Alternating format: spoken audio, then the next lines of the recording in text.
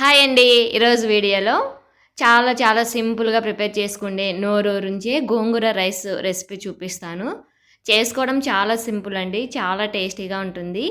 Video ఎక్కడ skip చేయకుండా ఒక్కసారి చూసి మీరు కూడా ట్రై చేసి చూడండి. మీకు కూడా బాగా నచ్చుతుంది.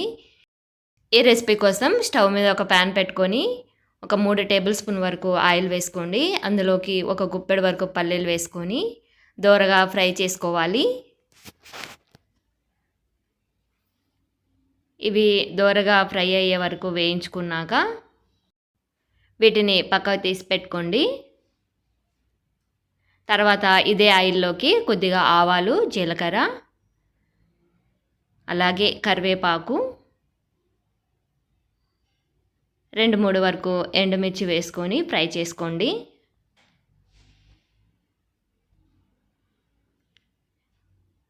ఈ పోపంతా బాగా వేగిపోయాక సిమ్ ఫ్లేమ్లో పెట్టేసుకొని చిటికెడు పసుపు, రుచికి సరిపడా సాల్ట్, అలాగే 1 టీ స్పూన్ వరకు కారం పొడి వేసుకొని జస్ట్ లైట్గా అలా వేయించుకోవాలి.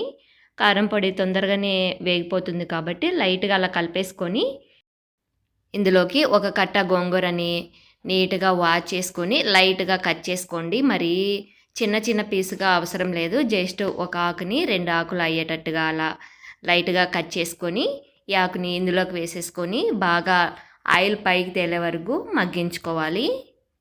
ఈ గోంగూర అంతా వాటర్ ఊరి మొత్తము ఇంకిపోయి ఇలా బాగా వేగిపోయాక ఆయిల్ పైకి తేలుతుంది.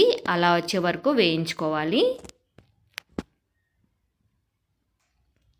చూసారు కదా, గోంగూర బాగా వేగిపోయింది. ఇలా వచ్చాక దింపేసుకోండి.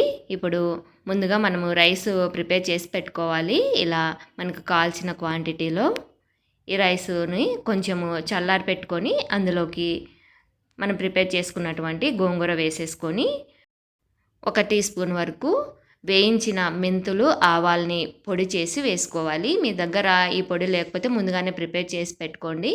నా దగ్గర ఆల్రెడీ ఉంది కాబట్టి నేను అప్పటికప్పుడు వేసేసాను. ఈ పొడి వేయడం వల్ల చాలా టేస్టీగా వస్తుంది. ఇలా మొత్తం అంతా కలిసేలాగా కలిపేసుకొని ముందుగా ఫ్రై చేసి పెట్టుకున్నటువంటి పల్లీలను వేసుకొని మళ్ళీ ఒకసారి కలుపుకోవాలి. అంతే అండి, చాలా సింపుల్గా ప్రిపేర్ చేసుకోవచ్చు. లంచ్ బాక్స్లే కానీ ఏదైనా టిఫిన్లకు కూడా చాలా బాగుంటుంది. పొద్దున పూట మనం టిఫిన్ చేసుకోవాలన్నా కూడా ఇలా ఒకసారి ట్రై చేసి చూడండి. మీకు బాగా నచ్చుతుంది. రెసిపీ నచ్చితే like and share and subscribe.